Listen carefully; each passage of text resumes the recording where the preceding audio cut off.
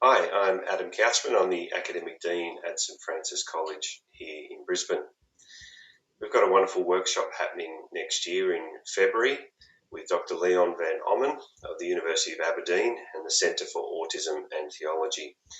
He's coming to lead a workshop entitled Worship Through the Lens of Autism. It's going to be a great opportunity to learn more about this important space, about creating spaces where neurodivergent people are welcomed and included and a part of our church families. We're also partnering with St Mark's at the Gap to run a public lecture that same night about autistic spirituality. I had the opportunity recently to sit down with Leon and Reverend Dr. Anne Edwards, the parish priest at St Mark's the Gap, to chat about those two events. And here's a video of that interview. Leon, it's so good to meet you. We're so excited that you're going to be here in Brisbane in real life in February for a workshop and a public lecture. I wonder, what is it that you are most looking forward to as you come and connect with us here? Yeah, great. Thanks, Anne, and thanks, Adam. It's just so exciting to come to Brisbane and to meet you in person. What I'm really excited for, it's going to be summer whilst it's winter in Scotland. So that's the number one excitement. That's actually a really wrong answer. No, what I'm really excited for is meeting people. So I'm a practical theologian, and my work is always related to the practices of people, of churches, of faith organizations, of other organizations. And it's really the stories of people, their experience, that kind of motivate me, that I love listening to. And so for me, it's really exciting to come to a country where I'm not very often and just meet the people there and hear the stories from your context. We can't wait to host you. It's going to be great. Leon, your current work is at the University of Aberdeen and as co-director of the Centre for Autism and Theology. What led to that point? Just tell us a bit about your background that's led to where you are now. Yeah, well, it's a long story, but I'll cut it short. I became really interested in disability theology when I moved to Aberdeen in 2016. So our divinity department is quite well known for the disability theology work that we are doing, thanks to some of my colleagues, John Swinton, Brian Brock in particular. And I got to work with them, and I just I learned that once you start looking at the world through the lens of disability, the world starts to look very differently. But in ways that really opens up also ways of looking at the gospel and looking at what church could be like. That's one thing. The other thing is, once you start listening to the stories of people, you will hear a lot of stories of exclusion, of ignoring, of oppression even. And somehow that motivates me in my work. Like I just don't think that's right.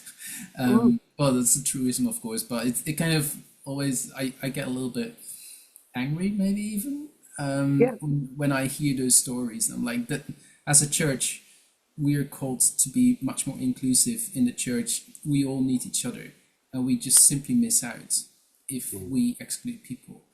And so that's one important factor as well for me to do this kind of work. And then in 2018, another colleague of mine, Grant McCaskill, he had this idea of starting a research center for autism and theology. And he knew that I had an interest in this area. And so together with John Swinton, Brian Brock, and myself, we started this center. And in 2020, I became the co-director. And it's just an honor to kind of work in this space, try to develop the center, but really work for that vision that we have as a center, and that's the spiritual flourishing of autistic people and their faith communities. And so doing that theological research in order to equip churches, organizations, care sector, autistic people themselves, that's just such a wonderful thing to get to do, really. Yeah, and it's such a a wonderful thing to be able to explore. Our experience at St Mark's has been that, you know, we have people who are comfortable in our church that have really not found that before. And we haven't done anything spectacular. It's not, you know, there's no special buildings, there's no special programs, but the heart of it is just making sure that every person is able to participate as much as they want to, both on Sundays and in the community. And the joy, the people we've met and welcomed, and how much we have been blessed as the diversity of our place has grown. It's been really wonderful. So I think, you know, this is a blessing, not just for the people who are on the fringe, and obviously we're called to do that and to bring people back in, but we are not whole without them. So, yeah, I'm so excited to hear you talk in that way. And research centres, yeah, this is going to be just wonderful. So, yeah, looking forward to talking in person about this. Absolutely. Yeah. Leon, you recently published a book, Autism and Worship, a Liturgical Theology. And one of the things that really stood out in that to me was the chapter entitled "The Tyranny of Normalcy." I thought this is such a powerful phrase, such an important insight. Tell us a bit about this tyranny of normalcy. What do you mean by that, and how does it impact churches? Yeah. Again, a long answer is necessary here, but well, come to the workshop, come to the lecture, I will say more then. But to keep it short, so first of all, the phrase is not mine, so I can't take any credits for the phrase itself. I think it came originally from Stanley Hauerwas, but I'm not 100% sure. But he used it at least. Normalcy is, I define it as a dynamic, a group dynamic by which we draw the boundaries of who we think can belong and who cannot belong. Right? That is often more implicit than explicit. But that group dynamic, that's always at work in groups. And that is not necessarily a bad thing. Groups also need boundaries.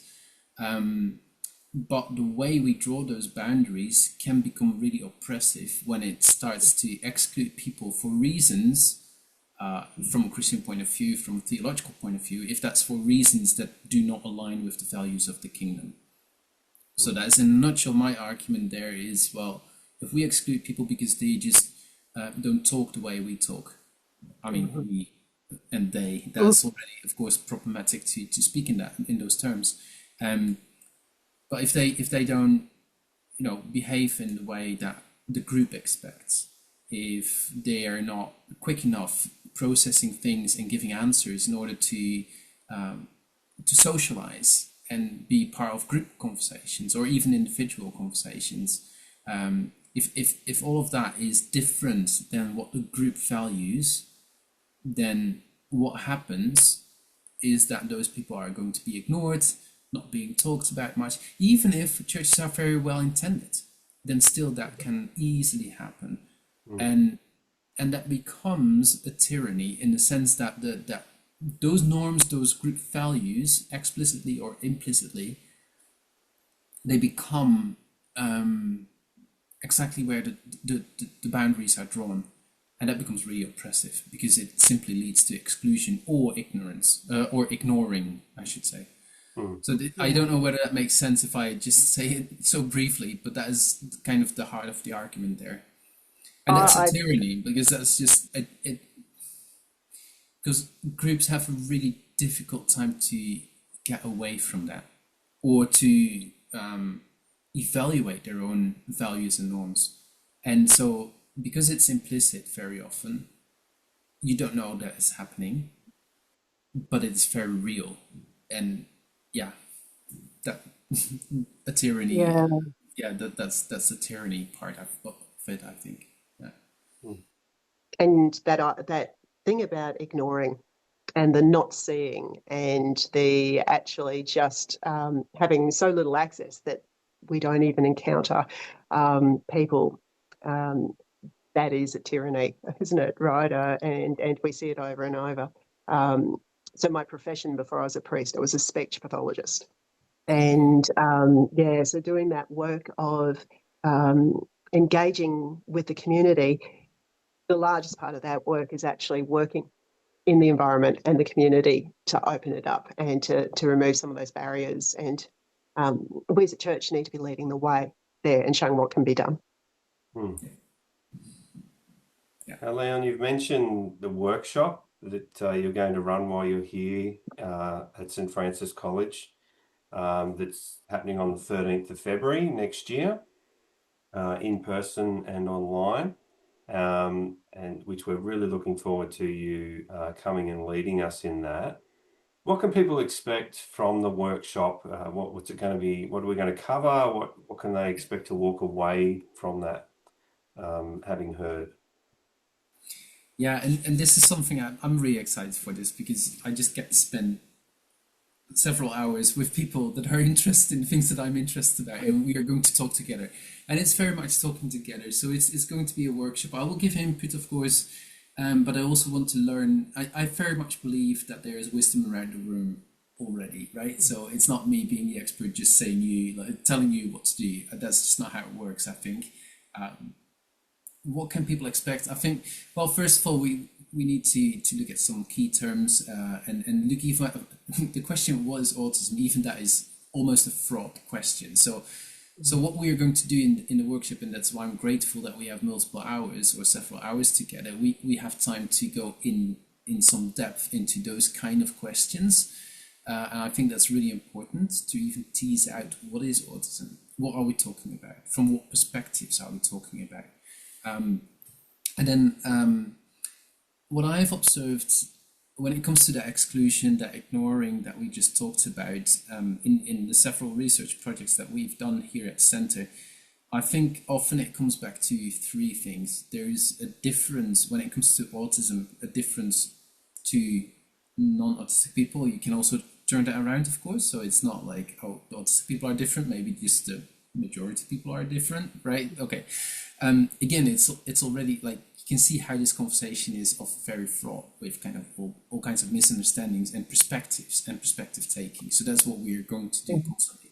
Anyways, there's three things that I've observed, and that is that there is a difference in sensory perception, there is a difference in cognitive perception, and there is a difference in socialization.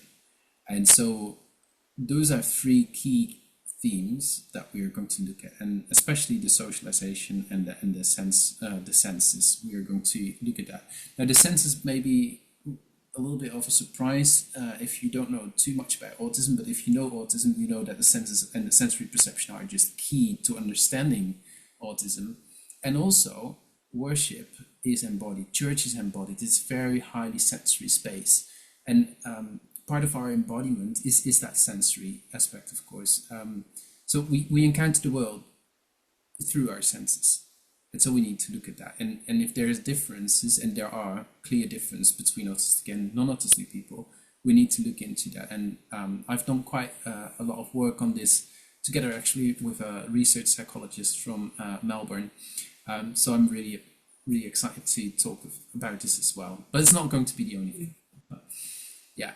What do people walk away with? I hope a lot more awareness, a lot more understanding. I'm not going to assume that people don't understand anything about autism, but hopefully we can get deeper together and relate that to their own environment, whether that's a church environment or a care organization or just their own family situation. I hope that people will be able to make those connections, and then who knows, come up with an action plan.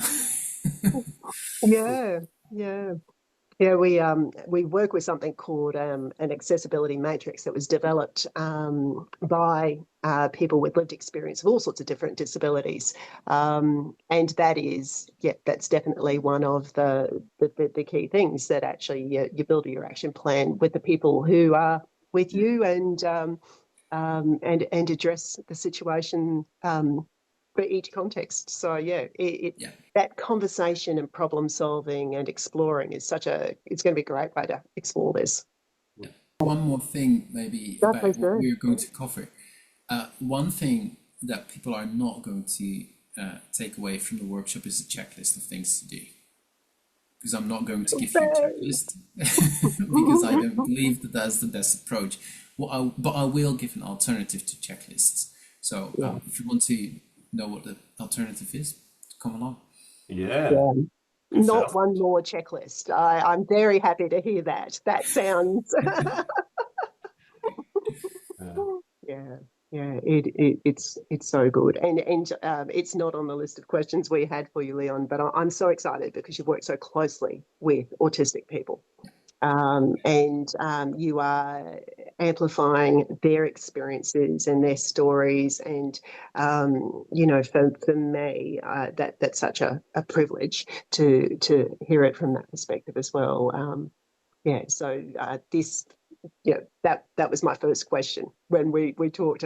My first question to Adam was, right, so where's the autistic voice in here?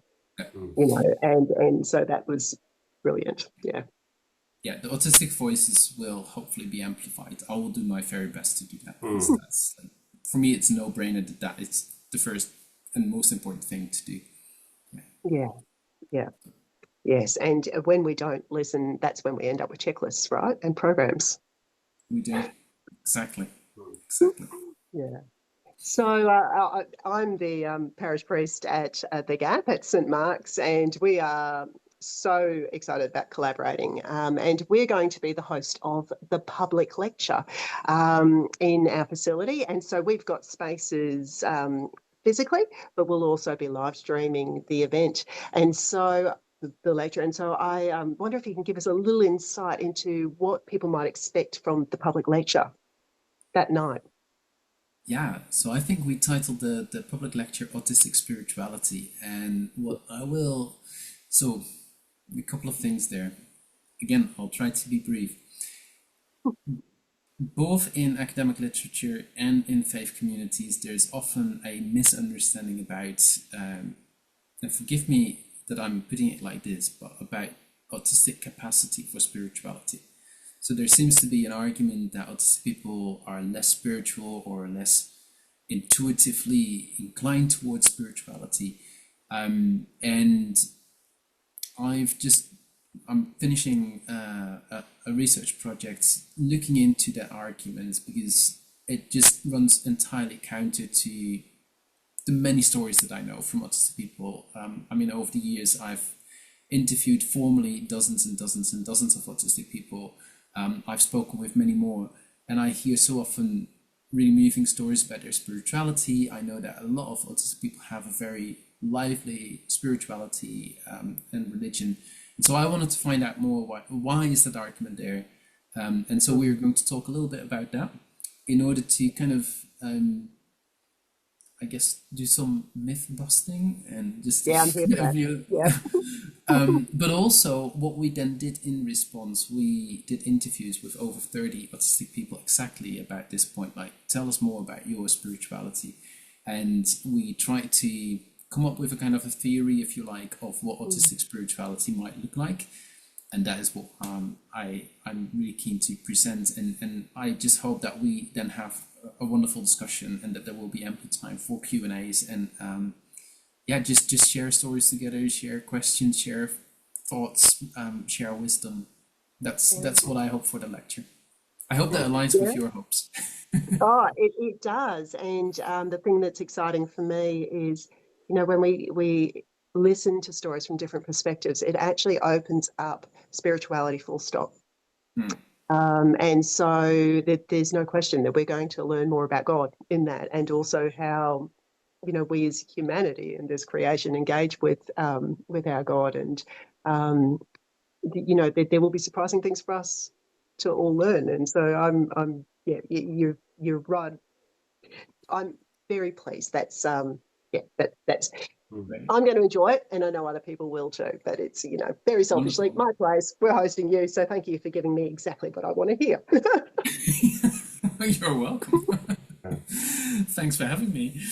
Oh no, it is. It's so it's so beautiful to be. I'm so grateful to Adam for making the introductions and bringing you out. It's going to be terrific. Great. Yeah, Leon, look, it's been a wonderful time to chat with you. Thank you so much for making the time for this, and we're looking forward to seeing you in person in February. We wish you well and have a wonderful Christmas and New Year in the meantime. Yes. And we're looking forward to seeing you here on the 13th of February. Thank you so much, Adam, and it's I'm just very excited as well. And just talking with you now just makes me more excited than even before. And just I can't wait to be with you all and just have those conversations and share life together.